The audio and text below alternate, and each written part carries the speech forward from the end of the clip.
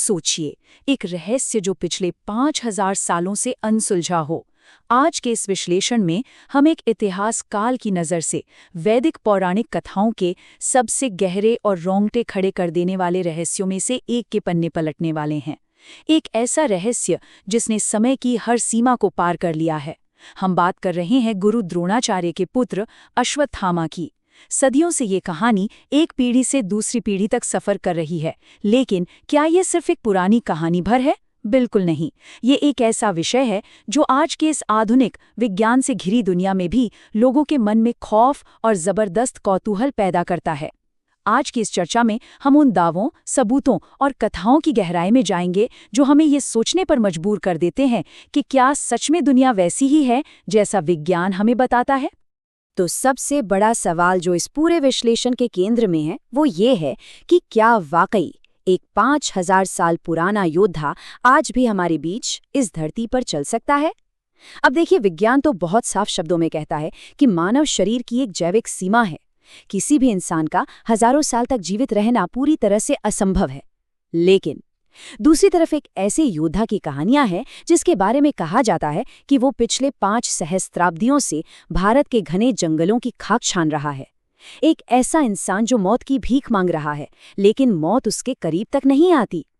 ये सीधा सीधा टकराव है हमारे आज के वैज्ञानिक तर्कों और उस गहरे विश्वास का जो आज भी अनगिनत लोगों के दिलों में बसा हुआ है। अब अगर आप आज के चश्मदीदों की बातों पर गौर करें तो उनके दावे सच में हैरान करने वाले हैं। वे किसी आम भूत प्रेत की कहानी नहीं सुनाते। स्थानीय लोगों का बहुत ही साफ शब्दों में कहना है कि उन्होंने घने जंगलों में एक विशालकाय इंसान को देखा है। कितना विशाल? लगभग 10 से 12 फीट लंबा। और सिर्फ इतना ही नहीं, जो लोग उसे देखने का दावा करते हैं वे बताते हैं कि उसके शरीर से मवाद और खून की ऐसी बदबू आती है जिसे बर्दाश्त करना मुश्किल है। सबसे खौफनाक बात यह है कि उसके माथे पर एक गहरा घाव है, एक ऐसा घाव जो कभी नहीं भरता। कहा जाता है कि वो राहगीरों से अपने घाव की जलन को कम करने के लिए हल्दी और तेल मांगता है। ये दावे इतने सटीक और एक जैसे हैं कि ये पूरी बात किसी रहस्यमयी जांच का विषय बन जाती है। आखिर ये सब शुरू कहाँ से हुआ? चलिए इस खौफनाक श्राप की जड़ों तक पहुंचते हैं। इन अजीबोगरीब दावों को समझने के लिए हमें आज के इस युग से निकलकर सीधा 5000 साल पीछे द्वापर युग के कुरुक्षेत्र में चलना होगा। देखिए, अश्वत्थामा कोई साधारण योद्धा नहीं था। उसके माथे पर जन्म से ही एक दिव्य मणि जड़ी हुई थी। ये कोई आम पत्थर नहीं था। ये मणि उसे भूख, प्यास, बीमारी और दुनिया के किसी भी हथियार के वार से पूरी तरह सुरक्षित रखती थी। मतलब वो एक तरह से अजेय और अमर था। लेकिन क्या आप जानते हैं कि इस असीमित शक्ति की चाहत के पीछे एक बहुत गहरा दर्द छुपा था? बचपन में अश्वत्थामा ने इतनी भयंकर गरीबी देखी थी कि उसके पिता द्रोणाचार्य के पास उसे पिलाने के लिए दूध तक नहीं था। एक बार उसकी माँ को चावल के आटे को पानी में घोलकर उसे दूध बताकर पिलाना पड़ा था। उसी बचपन के अभाव और अपमान ने अश्वत्थामा के भीतर सबसे ताकतवर और अमर बनने की एक अंधी चाहत पैदा कर दी थी। लेकिन फिर महाभारत युद्ध के 18वें दिन की उस खौफनाक रात को कुछ ऐसा हुआ जिसने इतिहास बदल दिया। अपने पिता द्रोणाचार्य की धोखे से हुई मौत ने अश्वत्थामा को अंदर तक तोड़ दिया था। वो शोक और गुस्से में लगभग पागल हो चुका था। तभी रात के अंधेरे में उसने एक पेड़ पर एक अजीब सा दृश्य देखा। एक उल्लू रात के अंधेरे का फायदा उठाकर उन कौओं को बेरहमी से मार रहा था जो दिन के उजाले में उस उल्लू पर भारी पड़ते थे। बस इसी एक दृश्य ने अश्वत्थामा के दिमाग में एक भयानक विचार डाल दिया। उसने युद्ध के सारे नियम ताक पर रख दिए और रात के अंधेरे में सोते हुए पांडवों के शिविर पर हमला करने की ठान ली। इसके बाद तो घटनाएं इतनी तेजी से घटीं कि मानो तबाही का कोई बवंडर आ गया हो। 15वें दिन गुरु द्रोण को धोखे से मारा जाता है। फिर 18वें दिन की रात को अश्वत्थामा पांडवों के तंबू में घुसता है और अंधेरे में द्रौपदी के 5 सोते हुए पुत्रों के सर काट देता है, ये सोचकर कि वे पांडव हैं। जब उसे अपनी इस भयंकर गलती का एहसास होता है और वो देखता है कि पांडव उसके पीछे आ रहे हैं, तो वो घबराहट में सबसे विनाशकारी अस्त्र ब्रह्मास्त्र चला देता है। और सबसे बुरी बात, जब उसे वो अस्त्र वापस लेना नहीं आता तो वो उसकी दिशा अभिमन्यु की पत्नी उत्तरा के गर्भ में पल रहे एक अजन्मे बच्चे की ओर मोड़ देता है। यही वो पल था जिसने अश्वत्थामा की किस्मत हमेशा के लिए सील कर दी। एक अजन्मे बच्चे की हत्या का ये क्रूर प्रयास, इस कृत्य ने भगवान श्री कृष्ण को प्रचंड क्रोध से भर दिया। उन्होंने अश्वत्थामा के माथे से वो दिव्य मणि जबरदस्ती निकाल ली, जिससे उसके माथे पर एक बहुत गहरा गड्ढा बन गया। और फिर श्रीकृष्ण ने उसे वो श्राप दिया जिसे सुनकर आज भी रूह कांप जाती है। उन्होंने कहा, तू मरेगा नहीं, लेकिन तेरा जीवन मौत से भी भयानक होगा। तेरे शरीर से हमेशा पीप और लहू बहता रहेगा, तू घने जंगलों में अकेला भटकेगा, तू मौत की भीख मांगेगा, लेकिन वो तुझे मिलेगी नहीं। सोचिए जरा, कैसे उसकी उसी दिव्य शक्ति को उसके लिए एक अनंत और दर्दनाक सजा में बदल दिया गया। अब देखिए, ये समझना बहुत दिलचस्प है कि अमरता भी हमेशा वरदान नहीं होती। कभी-कभी ये सबसे बड़ा अभिशाप बन सकती है। अगर हम वैदिक शास्त्रों का थोड़ा गहराई से विश्लेषण करें तो चिरंजीवी यानी अमर होने का कॉन्सेप्ट बहुत ही गहरा है। लेकिन हर अमरता एक जैसी नहीं होती। शास्त्रों में कुल 7 चिरंजीवियों का जिक्र आता है।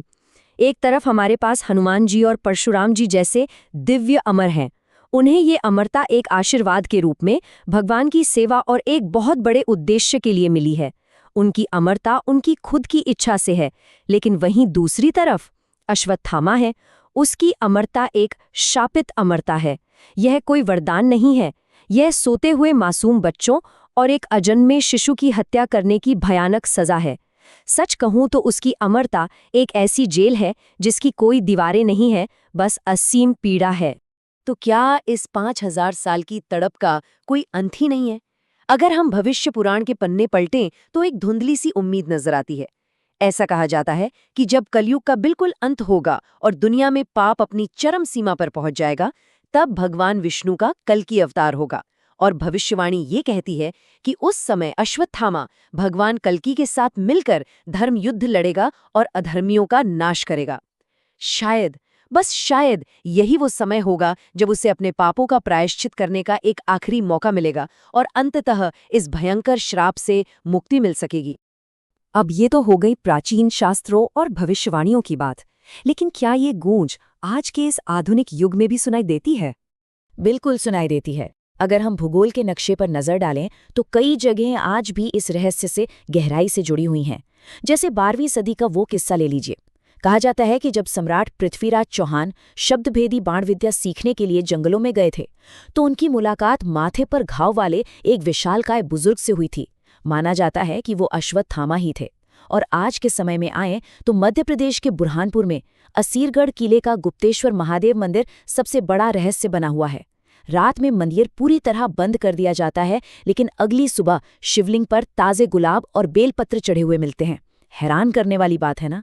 इसके अलावा गुजरात में नर्मदा नदी की परिक्रमा करने वाले कई साधुओं ने ये दावा किया है कि उन्होंने एक रहस्यमयी तपस्वी को वहां इतनी तेज गति से चलते देखा है कि वो पलक झपकते ही ओझल हो जाता है। और इन सब में जो सबसे ज्यादा रोंगटे खड़े कर देने वाला किस्सा है, वो मध्य प्रदेश के एक डॉक्टर का है। सोचिए, एक रात डॉक्टर के क्लिनिक में एक अजीब सा मरीज आता है जिसने अपना चेहरा पूरी तरह ढक रखा है। जब डॉक्टर इलाज के लिए उसकी पट्टी हटाता है तो वो देखता है कि उस आदमी के माथे के बिल्कुल बीचों बीच एक बहुत गहरा गड्ढा है। वो घाव ऐसा था जो किसी भी आधुनिक हथियार की चोट से मेल नहीं खाता था, और वहां से ऐसी बदबू आ रही थी जिसे सहना नामुमकिन था। वो मरीज कुछ नहीं बोला, बस अजीब सा मुस्कुराया, और जब तक डॉक्टर दवाई उठाने के लिए पीछे मुड़ता, वो मरीज बिना कोई आवाज किए वहां से गायब हो चुका था। यहीं पर आकर हमारी आधुनिक सोच और पुरानी मान्यताएं आमने सामने खड़ी हो जाती हैं। देखिए, एक तरफ हमारा वैज्ञानिक तर्क है जो साफ कहता है कि जीव विज्ञान के हिसाब से 5000 साल तक जिंदा रहना बिल्कुल नामुमकिन है। लेकिन फिर कुछ ऐसा होता है जो विज्ञान को भी चुनौती दे देता है। जब सच्चाई का पता लगाने के लिए कुछ न्यूज़ चैनलों ने असीरगढ़ किले के उस मंदिर में रात के समय आधुनिक कैमरे लगाए, तो हैरान कर देने वाली बात ये हुई कि वे कैमरे रहस्यमयी तरीके से काम करना बंद कर गए या खराब हो गए। तो एक तरफ विज्ञान के बंद दरवाजे हैं जो इसे खारिज करते हैं, और दूसरी तरफ स्थानीय लोगों की वो अटूट आस्था है जो सदियों से बिना टूटे चली आ रही है।